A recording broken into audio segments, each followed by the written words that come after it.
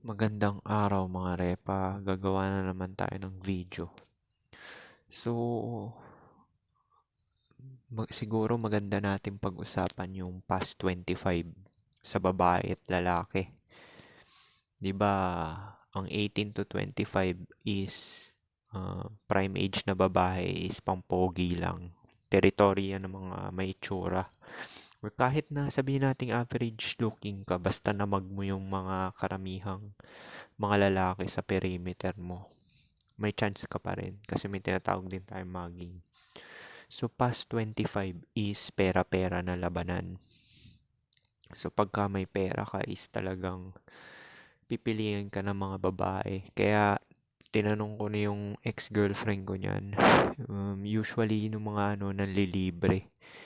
Yung nililibre sila, ganyan, pagkain. Tapos sabay basta malibre mo yung babae is bibigyan ka. Pero ganun pa nga rin is formal lang din yung treatment kasi nga average looking ka lang or kahit sub 5 ka. Pero sub 5 medyo mahihirapan talaga. Parang kaya nga tawag nila sa sub 5 ka, true sell kahit may pera ka, parang wala ring mangyayari. Sa pro lang din mapupunta. Actually, alanganin ka pa nga rin sa pro kasi maraming nagme-message sa mga pro, 'di ba? Yung mga prime age na babae. Namimili sila ng okay-okay yung tsura. Kasi ayaw ni sa ayaw man natin at gusto rin nila yung titira sa kanila is medyo may itsura rin kahit papaano. Yung pwede makapasa sa looks threshold. So, yun nga. Tapos, pagka past 25 na yung babae is doon na siya maghahanap ng mga beta provider. Yung mga pang long term na talaga. Basta may trabaho na tsaka mabait. Yun na yung habol nila. Kaya nga sinabi nung sa Red Pill, ah, sa Rational Male kay Rolo Tomasis, kahit i-polygraph mo yung babae, pag nagka-epipany face na is talagang seryoso na rin talaga sila na talagang gusto na nila mag-commit. Pero nung kabataan nila, hindi sila nag-commit sa'yo dahil nga average looking ka lang tsaka nice guy ka. Kaya ka naman nagiging nice guy karamihan ng mga lalaki na average looking is that kasi onti lang talaga yung option nila. Kung marami silang babae, maraming option, malamang sasabihin, lelabelan sila ng babae na bad boy. Kasi usually naman nagle-label niyan babae, hindi naman kapwa lalaki. Wala naman tayong pakialam sa mga kapwa natin lalaki. Nagle-label lang niya na sinasabi nila bad boy daw is yun talagang mga babae lang din. Kasi nga, yung bad boy na yan is yan yung lalaking pogi na maraming options lang talaga. Tapos yung mga sinasabi nilang nice guy, yan yung mga nagdi-DM sa kanila, mga average looking to sub 5. Yan yung mga hindi nila ini-entertain gaano kasi nga hindi sila sexually attracted. So, ang pang serious relationship is yung mga nice guy. Kasi may side din yung babae na kahit nasa loob sila ng relasyon is may kipagtirahan yan sa may itsura. Kaya yung pansin nyo yung mga pogi, hindi sila nagko-commit, hindi sila nakikipagrelasyon kasi nga natitira naman nila yung mga may girlfriend dyan or may asawa. Tapos, nahihit sila parang nagiging ka-FWB. Kaya nga si Leonardo DiCaprio, George Clooney, yung mga may itsura talaga na artista is hindi talaga sila nakikipag-commit kasi nga nakukuha naman nila yung kasi nga yung babae is may alpha fuck side yan. Yan yung pang short term lang, hindi yan yung pang long term. Bawat babae kinakategorize nila yung pang sexual attraction nila is yun yung pang short term nila, kinakategorize nila short term.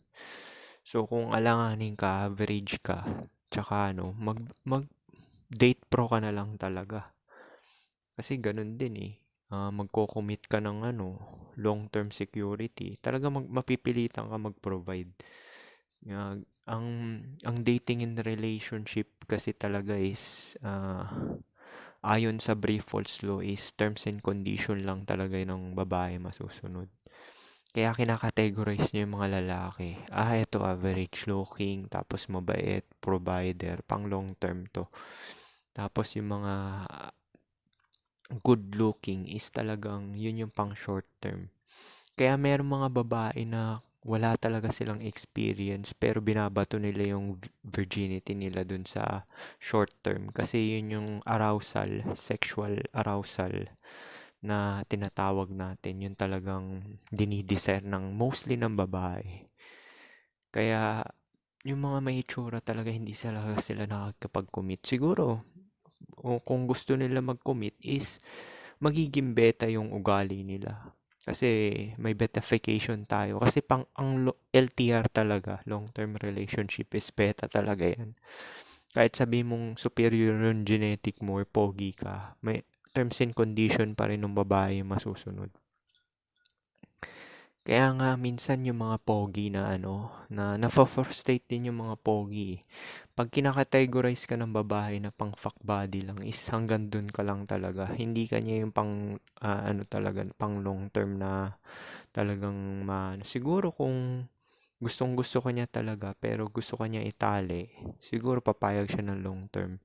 Yun yung mga babae talaga naghahanap ng pogi na tapos provider pa. So, depende rin kasi yan sa fertility time period ng babae, sa age bracket niya, tsaka sa socioeconomic status niya. So, biruin mo kung marami kang pera. Kaya nga maganda talaga magparami ka ng pera eh. Kasi sa past 25, makakadali ka ng mga prime age. Pro nga lang, pero at least makakadali ka ng prime age. Kasi past 25 sa babae is mahihirapan sila. Magpo-pro na lang din sila. Tapos yung makukuha nila mga lalaki is um, hindi naman magko-commit sa kanila, titira-tirahin lang din sila. So, dun lang babawi yung lalaki na average looking na may pera, na maraming pera. Kasi parang plano ko rin yung ganyan eh. Paramihin mo yung pera tapos sabay magpo-pro ka na lang twice a week, ganyan. Or kahit sabihin natin once a week, tapos sa isang buwan. Kasi kung iisipin mo, mag-pro ka ng tigi 1,000. Tapos, pang check-in mo, 3 hours, 400 na ata. Hindi ko sure ah. So, 1,400. Kung magde-date kayo, papakainin mo, tapos matutulog kayo ng isang gabi. Ganon din yung ano mo, di ba? Ganon din yung lalabas mong pera eh. Tapos, nakakommit ka pa dun sa babae na long term. Di maganda, mag-pro ka na lang na tuloy-tuloy.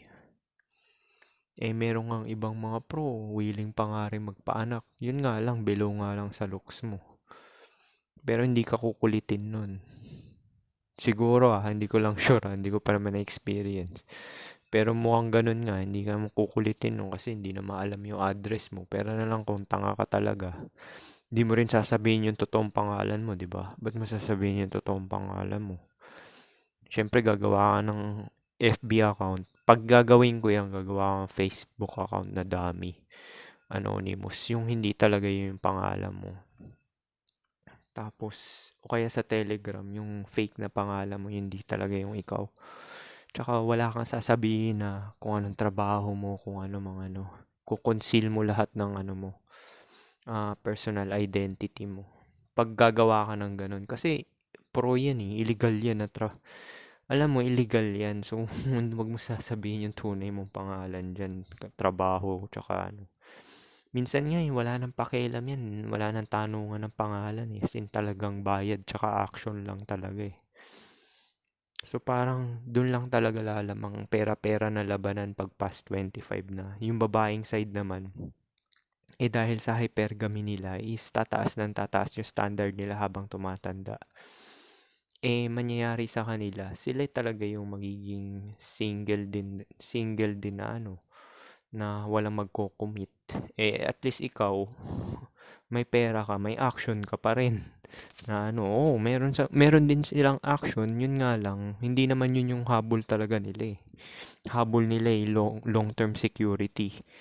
Gusto ba ng mga babae magtrabaho habang buhay? Ayaw nila yan eh. Ayaw nila yan. Eh sa lalaki, okay lang magtrabaho habang buhay kasi physical activity. Ano yan eh. Hindi pa pababa yung testosterone mo yan. Kaya mas pinipili ko pa rin yung physical activity kasi na trabaho kasi physical activities para sa testosterone, mapanatili mo yung musculoskeletal mo. Sa babae, hindi nila gusto yan magtrabaho. So, sa end stage din, sila rin magdudusa. Kaya nga sa Shikonomi, Morgan Stanley, maraming babae rin madidepress. Oo, ngayon nagdo-dominate sila dahil social media era na. Pero, nagigising na rin naman yung lalaki. Ayaw na commit dahil alam na yung black pill, red pill.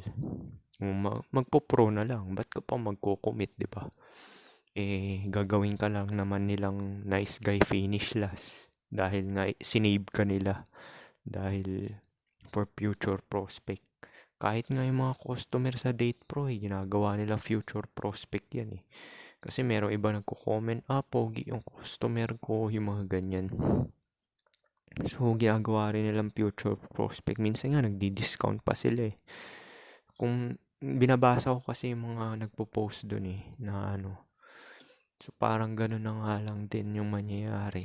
Tapos, yung mga nagtatrabaho na babae, either na pouch na or matatanda na sila tapos single.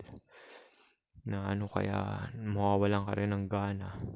Alam ko na tong ganito, black pill.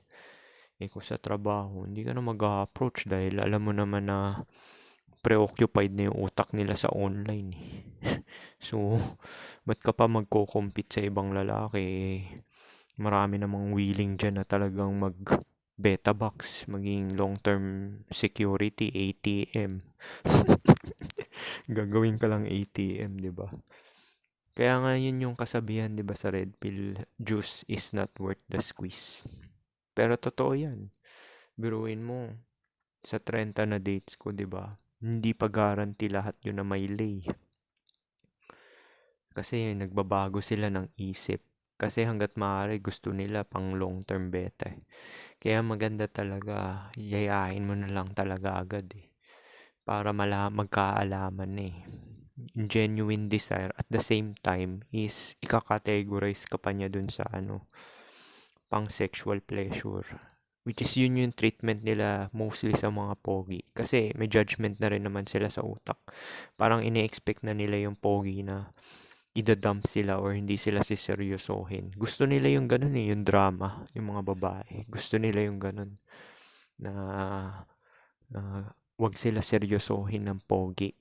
Kasi pag sineryoso sila ng pogi, bababa rin tingin ng babae no Pero maganda lang dun kasi sa pogi is may upper hand ka na dahil yung treatment sa'yo, hindi lang naman sa babae to eh. Pati yung mga katrabaho mo, tsaka yung mga ibang tao is may utmost respect dahil nga sa looks mo. Kaya nga yun yung unang channel ng Blackpill eh. Face LMS. Face, looks, money, and status. Pangalawa yung money. Kasi nga, looks talagang basikan. Kahit nasabihin mo may pera ka dyan, mayaman ka, yung treatment pa rin ng asawa mo is base pa rin talaga sa looks mo, hindi dahil sa pera mo. Oo, may respect nga siya sa'yo dahil beta box provider ka, dahil ginamit ka niya for long-term security para sa survival niya. Survival instinct. O magiging submissive siya sa'yo hanggat may nalalapag ka. Paulit-ulit ko na sinasabi yan, hanggat may nalalapag ka, kaduluduluhan, magiging submissive siya. Brief false law nga, di ba? Hindi makikipagrelasyon yung babae kung hindi mo mami-meet yung terms and condition niya.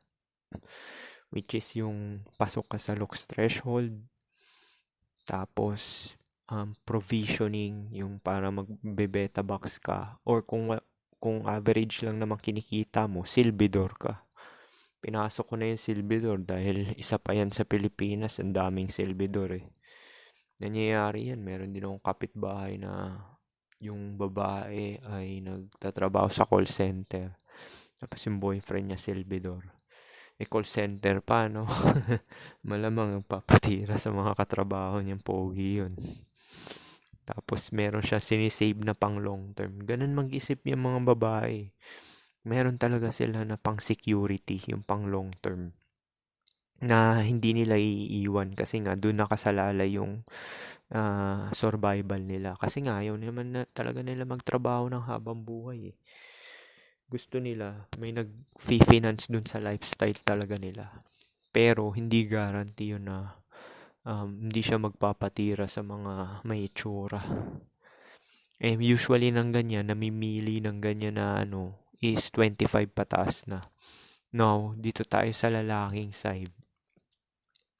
80% dim, undesirable, unattractive. So, isipin nyo yan So, average looking, sub 5, undesirable. So, mas maganda talaga is pag napabilang kayo sa percentage na to is pumera ka na lang talaga. Kasi nga, pag marami kang pera, mabibili mo yung mga prime age na babae. Which is, dahil karamihan naman, majority naman na nakikita ng babae is puro average looking lang din naman. Kung nag-boom na yan, date pro na yan, which is dun talaga tayo pupunta, malamang magdo-dominate din talaga yung mga normie na maraming pera. Kaya nga sila kuy-kuy nagkakaroon ng babae na prime age Pero hindi yung ganong karami 3 lang yun. Hindi kagaya nun talagang merong lalaki talaga na hindi nagko-commit. Kasi si kuy-kuy nagko-commit Merong ibang lalaki hindi nagko-commit pero may rotation talaga sila. Yun talaga yung mga slayer talaga na super pogi talaga. Na talagang hindi sila nagko-commit. Kasi nga, pinagagawan sila dahil sa superior genetic nila. Kasi once na mag-commit ka, tingin sa'yo ng babae is long term. Long term, ka lang talaga. Beta box. Yun din napansin ko Ayaw din naman nila na mag-commit ka Kasi nga, kaya nga sila nakipag-side. Naging side piece mo is gusto nila yung katayuan nila na ganun. May chine-chase sila na ganun. Na gusto nila yung katayuan na gano'n na pag naramdaman nila na parang na-attach ka na, hihiwalay yan. Kaya mostly nagiging ka-FWB ko, sa totoo lang matataba sila As in sila lang yung submissive sa akin. Tapos, kusang hindi na lang nagpaparamdam.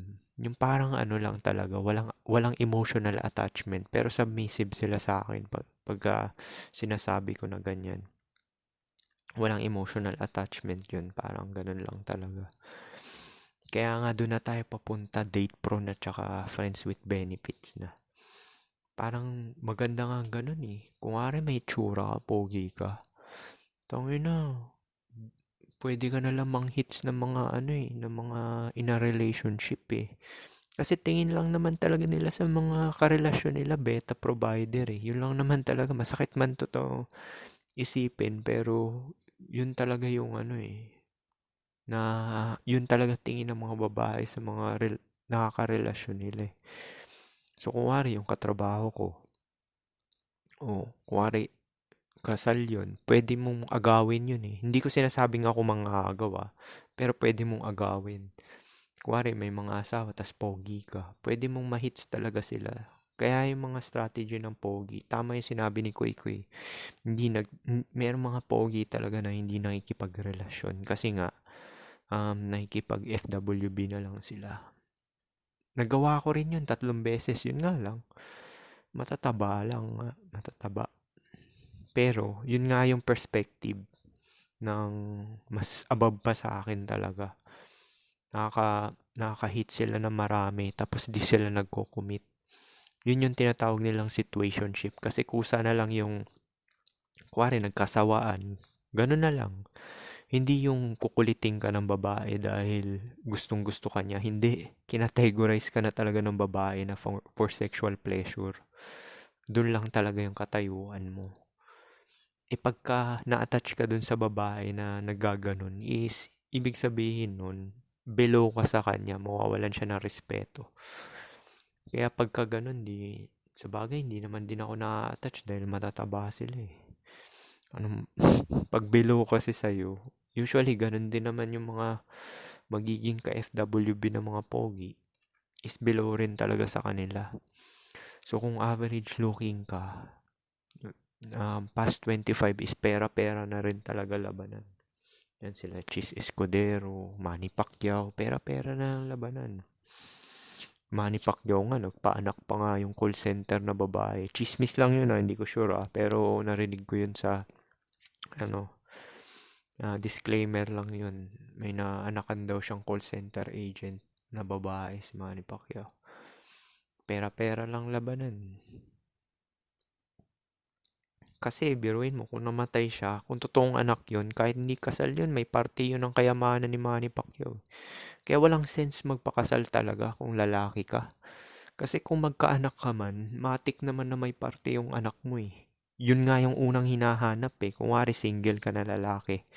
O may anak ba to sa labas? May anak ba to sa labas? Kasi yung pinaghirapan mo, mga resources mo, pwede transfer dun sa anak matik. Kaya yun yung hinahanap pag unang namatay yung lalaking single na matanda.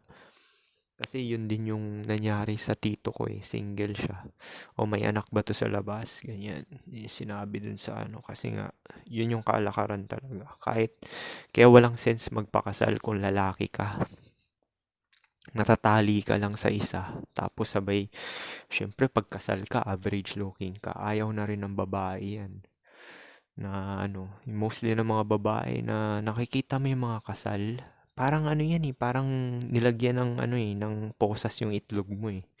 Pero pagkasal ka na average looking, kasi biruin mo na, imbis na pwede kang gawing beta box provider ng ibang babae, dahil kasal ka, is ayaw na lang niya dahil average looking ka lang naman tapos beta box provider mo, walan siya ng gana. Makakalusot lang yung kasal sa mga pogi talaga na may pera. Parang ginagawa nilang sugar daddy or something.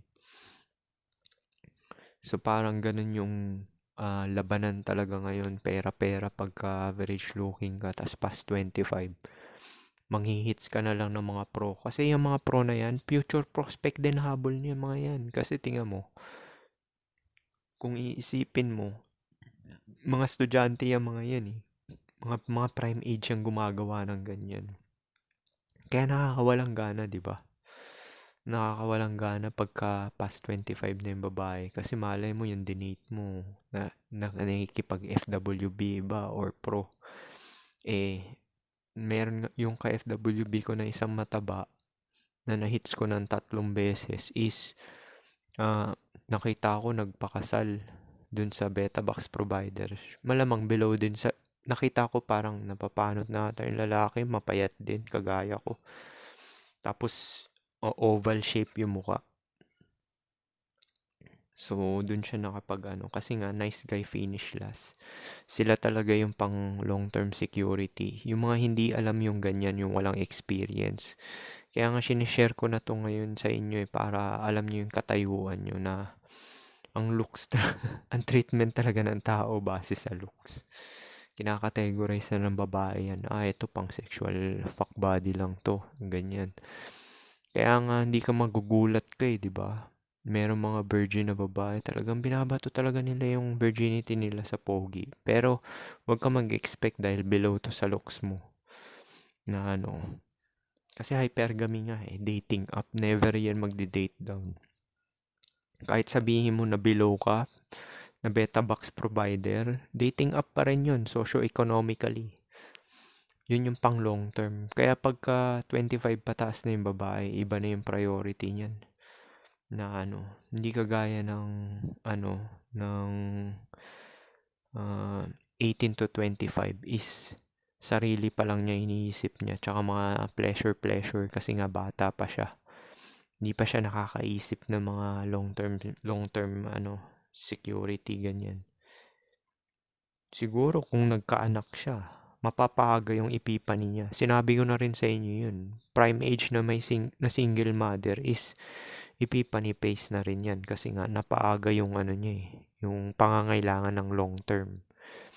So yung ipipani na yan is depende yan sa experiences ng babae. Kung prime age siya, inaanakan siya 18, may pace na rin yan.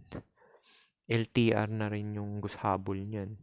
Pero kung walang anak yan, magde-date pro pa yan, yung mga ganyan, kaya napapansin mo sa mga site na mga nagpo-pro is prime age talaga. Kasi nga, yan yung mga ginagawa nila, nag-OnlyFans, mga video call sex, tapos yung mga nagbebenta, walk, ganyan. Kasi excitement habol nila dyan. At the same time, kumikita.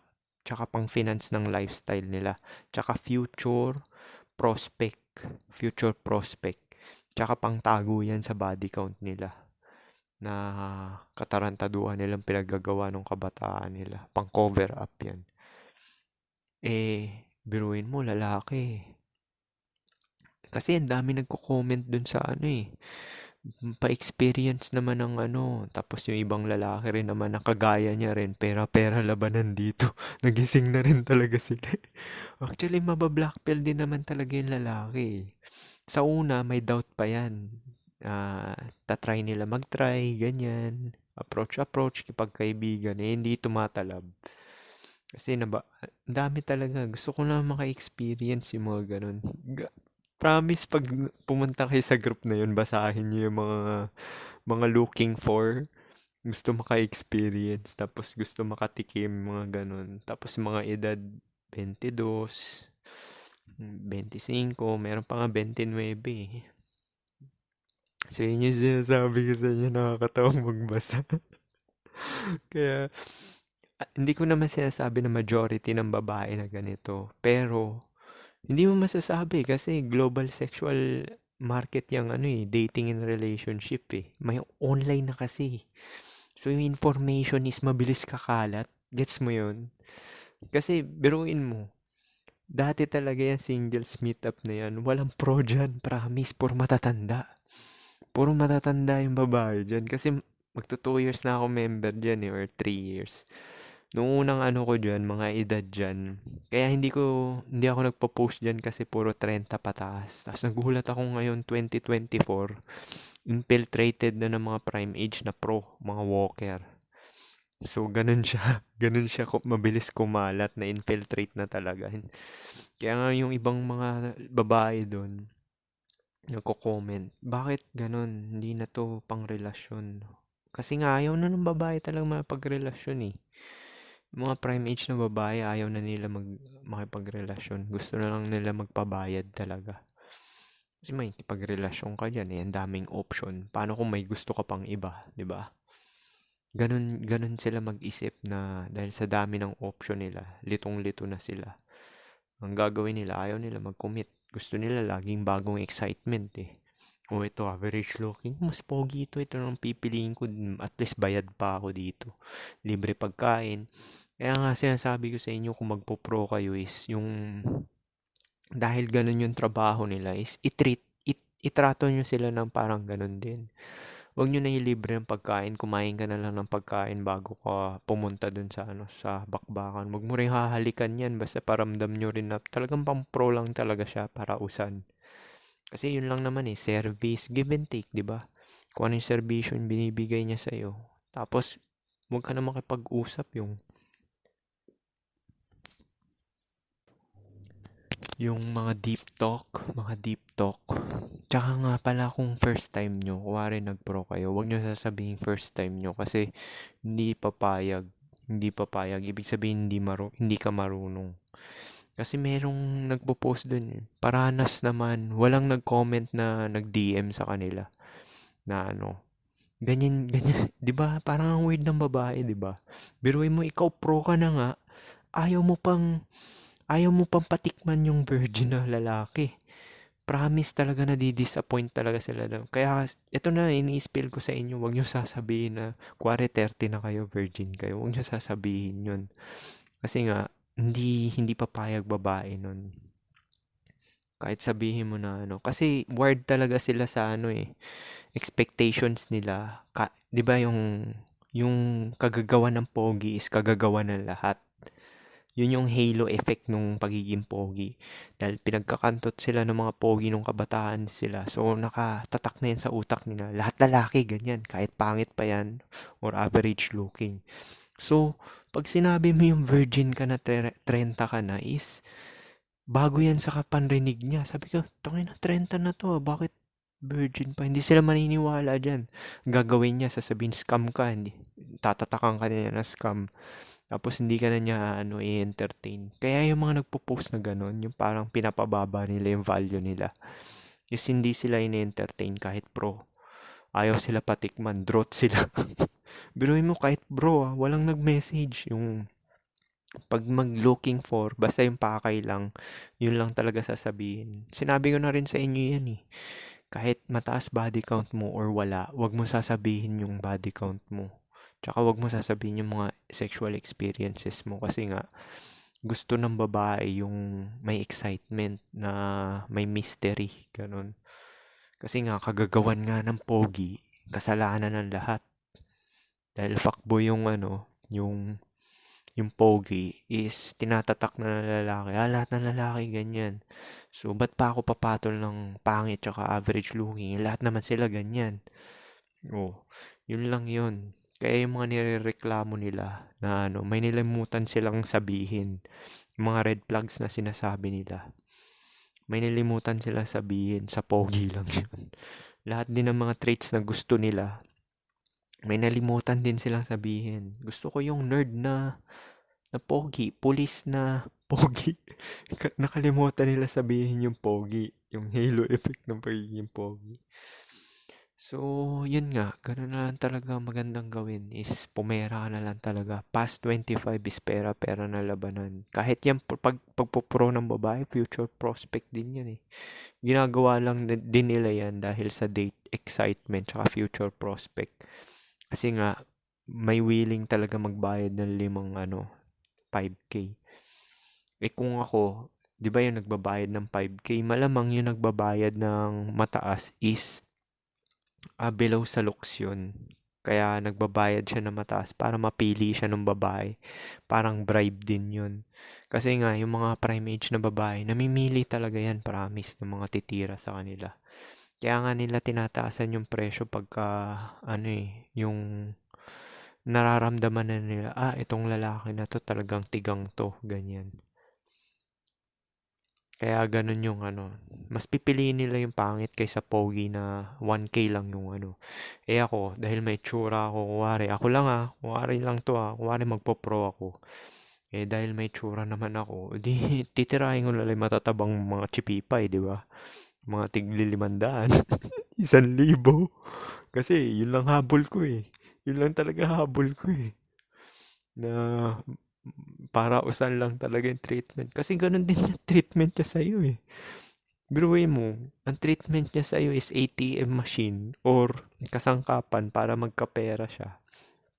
Eh, tapos ikaw, pati ba naman pro?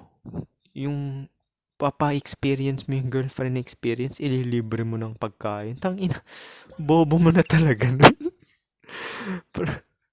Promise, pag may... Ang dami kasing lalaki na ganun, pinaparanas nila yung kaya ang dami mga nagpo-pro talaga na lumalaki ulo, tinataasan yung rate nila, tsaka sabagay hindi mo masisisi kasi malamang average looking nga, 'di ba? 80% dim undesirable unattractive, 'di ba? So hindi mo rin masisisi na ganun na talagang pataasan. Meron pa naglalapag budget ko 7K. Sabi ko, ano ba naman to? 7K, promise 7K. Pitong babae na yan. Biruin mo, once a week ka titira ng gano'n. Tay, sayang yung 7K mo. Dami mo na mabibili niyan. Eh, yung mga kahit, ang treatment base sa looks eh. Nabasa mo naman yun sa community ko, di ba? Nadismaya yung lalaki. Eh, malamang sub 5 siguro yun. Kasi minadali eh, 30 minutes lang. Hindi nga tumupad sa usapan na 3 hours eh. So, parang, bye-bye yung 2.5 niya. Pumayag sa kanya dahil pangit siya. Kaso, yung treatment base sa looks, minadali siya. Kaya sasabihin nyo, hindi treatment. Pati nga pro, nagmamadali. Ano ba kayo? Kaya yung mga nagko-cope dito, kaya kung average looking ka sub 5, parang hindi advisable magpamilya long term. Kasi yung treatment talaga sa'yo is di talaga maganda. Sa'yo ang bulk ng serbisyo, sa'yo pa yung beta vaccine. Ganun talaga mararanasan mo. Hanggat may napo-provide ka. Meron pa silang tinatawag na hypergamy, di ba? Oh, paano ko nakakita yan ng pogi? Okay lang sana ako magpatira, hindi mabuntis. Paano ko nabuntis? Tangina, may anak ka dun sa asawa mo ngayon, tapos nabuntis pa ng ibang lalaki na pogi. O, paano ka ngayon? Nangyari kasi yun sa kaibigan ng girlfriend ko. Balak ipa-DNA yung anak na babae. Nangyari, nabuntis ng above sa looks nung asawa niya. Oh, hindi na lang niya tinuloy kasi may anak na siya na 3 eh. So parang imbis na maghiwalay sila na napilitan na lang siya magstay. Tapos akuin yung anak ng pogi at palakihin yun. Yun yung, yun yung masaklap na eksena, biruin mo. Average looking ka, may anak ka dun sa tapos natira ng pogi, inanakan. O kawawa ka, no choice ka, 'di ba? Kaya nga maganda talaga.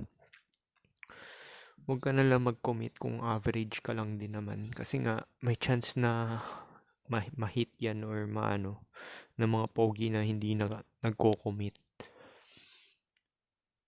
Lalo na ngayon, SOCMED age na. Talagang ganun na talaga mangyayari. So, kung 25 kayo, paramihin nyo na lang talaga yung pera nyo. Pera-pera na labanan. Kasi, sa black pill, ang treatment ay base sa looks. So, hindi worth it din talaga na makipag-LTR. Siguro kung swerte mo kung yung babae mo ngayon super bait tsaka hindi natitempt na mag-ano ng pogi, magpahit sa pogi. Kaya minsan talaga may effect din yung kabaitan eh. Pag super bait mo sa tao, parang pero may boundary. I mean yung kasi ginagawa ko, alam ko super bait ko naman din. Pero hindi ako nagbibigay ng material things. Ito bibigyan ko na kayo ng sikreto kung average looking kayo na nasa relasyon ngayon. Wag na wag ka magbibigay ng material things sa babae. Kasi bababa yung respeto niya. Ang bibigay mo lang sa kanya is kabaitan mo. Kasi yun yung tatatak sa utak niya na imbis na lokohin ka niya, hindi ka niya pagpapalit sa pogi dahil mabait ka. Pero kung nagbibigay ka ng material things is binababa mo yung sarili mo. Kaya mas maganda ibigay mo lang kabaitan which is libre lang, 'di ba? Na at least mapapaisip yung babae na ganyan siya Tsaka lalaking-lalaki yun pagka ganun yung nyo, galawan nyo. Mabait ka lang. So paano? Yun lang, peace.